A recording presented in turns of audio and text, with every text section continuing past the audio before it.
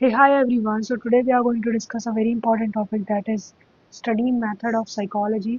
जैसा कि मैंने आपको बताया था लास्ट वाली वीडियोस में कि साइकोलॉजी जब फिलोसफी से अलग हुआ तो वो एक नए सब्जेक्ट के तौर पे आया।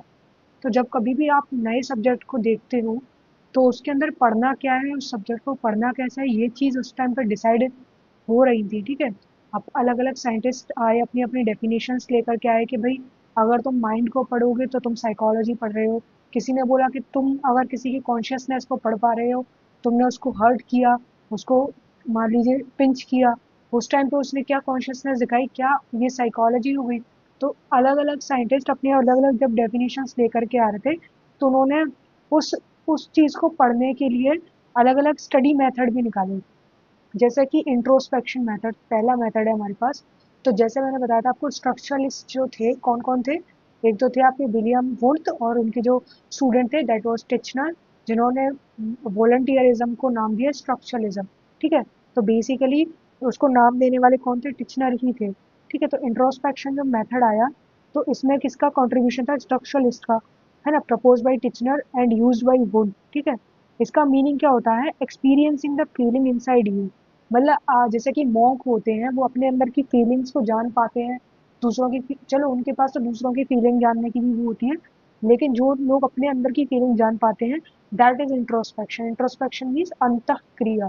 अंतःक्रिया मतलब अपने मन में झांकना कि हम क्या चाहते क्या हैं। ठीक है। तो it is not actually experimental या ऑब्जेक्टिव मेथड नहीं था ये। ठीक है। It is actually a subjective way, है ना, टू टू स्टडी साइकोलॉजी। उसके बाद में आया सेकंड इज ऑब्जर्वेशनल मेथड। ये बिहेवियरिस्टों ने निकाला। बिहेवियरिस्ट कौन थे, जे बी वॉटसन थे, जो इसके फाउंडर थे बिहेवियरिज्म के।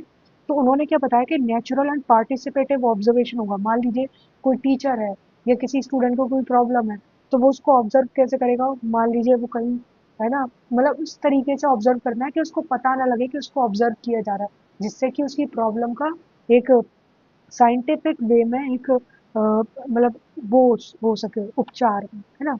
तो एक और मेथड आता है क्वेश्चनेयर मेथड। ये तो हम जनरली यूट्यूब पर देखते भी रहते हैं। तो ये किसने निकाला था, वुडवर्थ ने। रेटिंग स्केल मेथड के रेटिंग दो कि तुम 5 4 3 2 1, ये किसने निकाला था, गार्टनर एंड पियर्सन ने। इसमें ही चेकलिस्ट मेथड भी आता है, जिसके टाइप्स कौन कौन से, numerical, graphical and forceful selection. Forceful selection से आप क्या समझते हैं, जैसे कि राम एक अच्छा लड़का है और राम रेगुलरली स्कूल आता है, ये दोनों ही अगर ऑप्शन है तो आप किस पे टिक करोगे। तो ये फोर्सफुल सिलेक्शन हो गया, आपको एक को सिलेक्ट करना ही पड़ेगा। Okay bye.